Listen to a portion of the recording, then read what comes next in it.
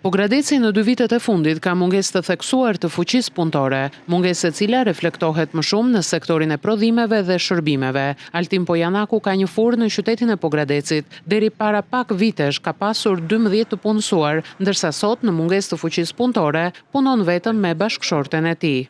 Kemi 3-4 muaj që kërkojnë punonjës, nga punonjës më i thjeshtë, që ti mos ketë eksperiencë pune, dhe në zona qinte që janë me përvoj pune. Nuk e di kush është arsyeja, por nuk vjen. Mungesa e fuqisë punëtore haset edhe në sektorin e transportit. Jori Ibi, menaxheri një firme transporti, tregon se vështirësia e gjetjes së punëtorëve është tejet e madhe, e për këtë janë detyruar që opsion të kenë edhe punonjësit e huaj. Kompania jonë është një kompani në fushën e mineraleve, në fushën e ndërtimit, transportit.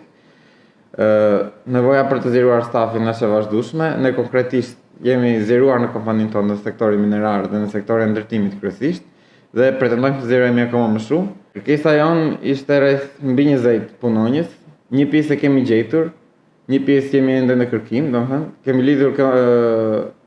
kemi vështirësi në Pogradec për të gjetur fuqi punëtore, kemi lidhur edhe një kontratë me kompani të cilat sjellin punonjës nga jashtë. Edhe këtë vit, vështirësia për punonjës të shërbimit haset edhe në sektorin e hotelerisë, restoranteve dhe bareve.